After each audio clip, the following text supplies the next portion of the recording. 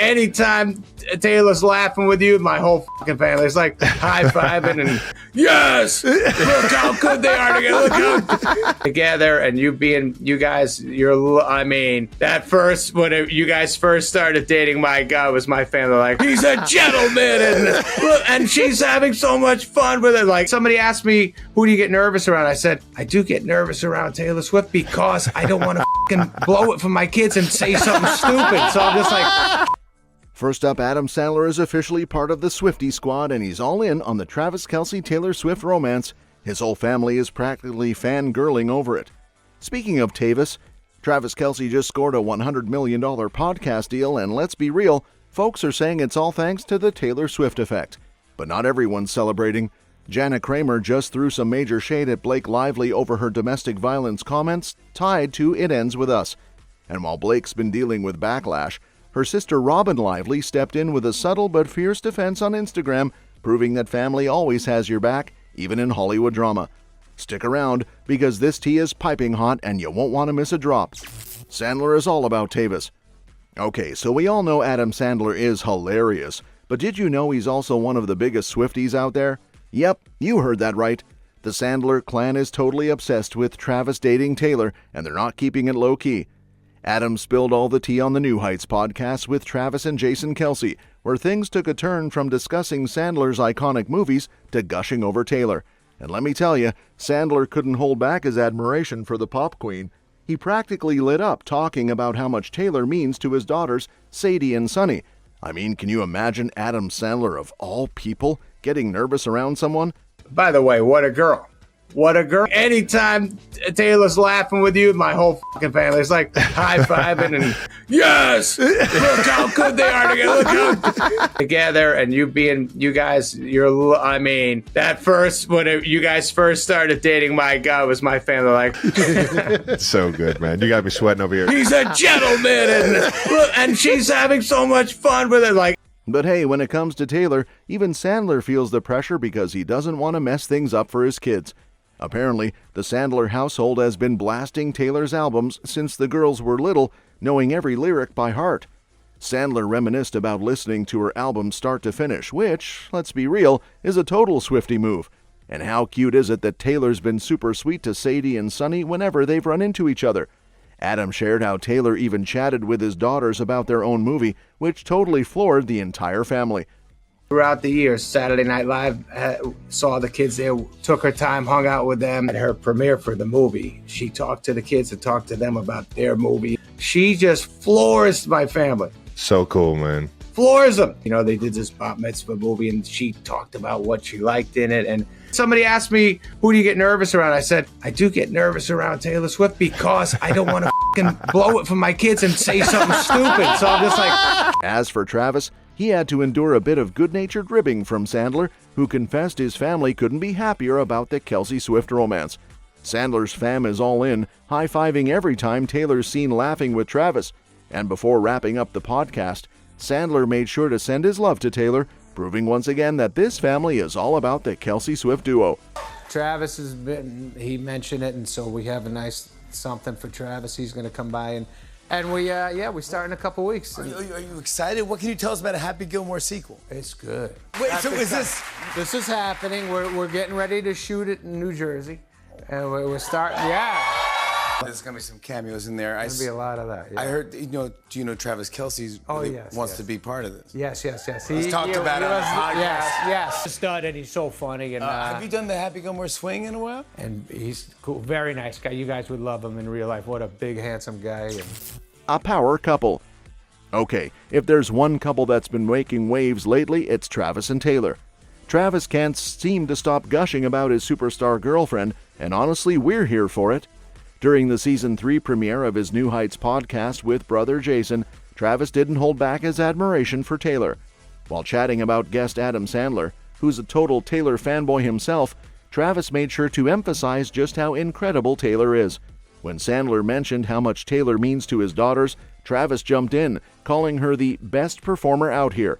And can we blame him? He's been spotted at multiple Eras Tour concerts, totally vibing to every song. But it wasn't just Travis who had nice things to say. Sandler couldn't stop raving about how Taylor's music has been a staple in his household, especially with his daughters Sadie and Sunny. The Sandler family's love for Taylor runs deep, and it's clear that Travis being her beau has only fueled their excitement. Sandler even got real about how nervous he gets around Taylor because, let's be honest, no one wants to embarrass themselves in front of Taylor Swift. Taylor in our house, every tune, they knew every word. Start Taylor, to finish. You know when we start to finish, it's not like 3 hits and you go, all right, let me skip. What she meant to young girls, what she means to women. I loved listening to her in the car. I love what she had to say, every message. What she means to guys doing the right thing in life. The highlight? Sandler spilling that his family was over the moon when they found out about Travis and Taylor dating. They were literally high-fiving each other, thrilled that Taylor found a gentleman in Travis. And who could blame them? With every laugh and smile Taylor shares with Travis, it's clear these two are having a blast together. This episode wasn't just about love, though. Sandler also dropped a little nugget that Travis will make a cameo in Happy Gilmore 2. Talk about a dynamic duo. Whether they're slaying the red carpet or just hanging out, Travis and Taylor are the couple everyone's talking about. She means so much to our house since the kids. By the way, what a girl. What a girl. Best she performer out here.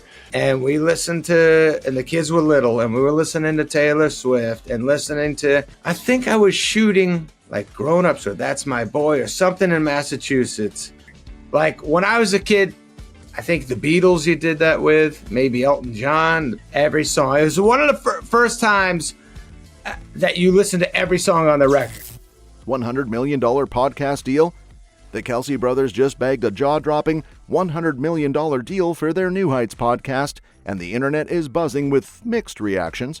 While some are congratulating Jason and Travis for their undeniable talent and sibling banter, others are convinced this massive win is all thanks to the Taylor Swift effect. Now let's be real.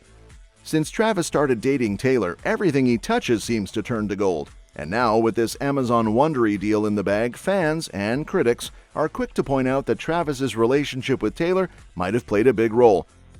Can you blame them? The Swifties are a powerful bunch, and when their queen is involved, everything gets a little extra shine. People are out here joking that Travis can never break up with Taylor now, like ever. One user even quipped that Amazon only realized they needed a podcast platform because they saw a way to Taylor Swift through Travis. Another called out the whole thing as ridiculous, saying there's no way two brothers chatting about football and hygiene would score this kind of deal if Travis wasn't dating the biggest pop star on the planet. But not everyone's buying that narrative. Some are giving credit where it's due, praising the Kelce brothers for their natural chemistry and entertaining content. After all, their podcast was already gaining traction among football fans before Travis and Taylor became an item. And let's not forget, the Kelces have been making waves long before this romance started. Still, Travis himself has joked about the Taylor Swift effect, so it's not like the connection is lost on anyone. Whether it's pure talent or a little sprinkle of Taylor magic, one thing's for sure, the Kelce brothers are rolling in the cheddar, and the world is watching. Jana throws shade at Blake. Jana Kramer didn't hold back on her podcast Wind Down when she called out Blake Lively over the promotion of It Ends With Us. Jana, who's been through her own share of domestic violence, wasn't thrilled with how Blake handled the film's messaging. Like, Blake is all about how the main character isn't defined by her domestic violence experience, but Jana was quick to say, hold up, it does define you. Jana spilled that she was super disappointed when she realized the movie wasn't being promoted as a serious DV story. She even thought it was a lighthearted rom-com at first. Jana's beef is that instead of diving into the serious issue of domestic violence, the promo tour seemed to focus more on the drama and glitz surrounding the movie. Cue the rumored onset feud between Blake and Justin Baldoni. Jana felt like the real issue, domestic violence, was getting lost in the shuffle. She didn't stop there. Jana pointed out that it's easy for people who haven't lived through domestic violence to say it doesn't define you. But for survivors like her, it's a massive part of who they are. She's not about sugarcoating her experience and wants the conversation to be raw and real. Blake's comments about how no experience can define you really didn't sit well with Jana. She's all for empowering messages, but she thinks Blake missed the mark by downplaying how much domestic violence shapes a survivor's life. And let's talk about Blake's awkward moment in a different interview where she made some cringe-worthy comments about how she'd respond to fans sharing their own DV stories with her. Not exactly the best move when you're promoting a movie on such a heavy topic. In the end, Jana just wants the focus to be on helping people and raising awareness about domestic violence, not just on the Hollywood drama. The only thing I will say is, well, I don't know if it's just being edited that way. Well, I don't know. I think my whole thing is I just literally the reason you may perceive it as a rom-com is because of the way her interviews seem to have a common thread. For people to say it doesn't define you, it does define you. I think it's hard for people to talk about domestic violence when they haven't themselves been in real life had the hands of domestic violence on them. Blake's sister fights back. Robin Lively is standing by her sister Blake as the drama around It Ends With Us continues to swirl. The Teen Witch star chimed in on Instagram after a fan left a sweet comment on one of her posts, praising Blake and reminding her that the love she gets far outweighs the negativity. Robin replied with a simple "thank you for this," subtly showing her support amid all the chaos. Blake's been catching heat for a rumored on-set feud with Justin Baldoni, who not only stars in the film, but also directed it. Despite the movie's box office success, the press tour has been anything but smooth, with fans noticing that Justin seemed to be flying solo during most of it. Rumors have been swirling that Blake and Justin were on different pages creatively, with Blake reportedly working on a different cut of the movie alongside a collaborator of her husband, Ryan Reynolds. An insider spilled that there were essentially two teams on set, Team Blake and Team Justin, which made for a tense environment. This friction supposedly led to them not speaking anymore, a far cry from the collaborative vibe you'd expect on a project like this. Blake's also faced backlash over how she's handled questions about the movie's heavy domestic violence storyline. Critics feel she hasn't focused enough on the serious issue at the heart of the film. In response, Blake posted resources related to domestic violence on social media, trying to steer the conversation back to the film's core message. Despite the drama, Robin's quiet show of support is a reminder that Blake's got her family in her corner as she navigates the ups and downs of Hollywood. First of all, congrats on your little bump. Congrats on your little bump. Did you guys love wearing those kind of clothes that you... Yeah. Yeah. And, you know, working in digital... Everyone wants to talk about the clothes, but I wonder if they would ask the men about the clothes. She often blows me away. She's such a special, wonderful human being. I love that she hasn't changed. To keep our family together, it's really important for us to have that support system. That's why people love her so much, because she's so good to the core. I love that people see who she is, and that's why she's just so infectious, you know? I love her so much. Can you tell? Double duty again in the future. You know, you're gonna have to ask me in a little while. I think Blake Lively's ready to direct. That's what I think. I not only understood her, but I felt incredibly protective of her. That's all for this video, folks. See you next time.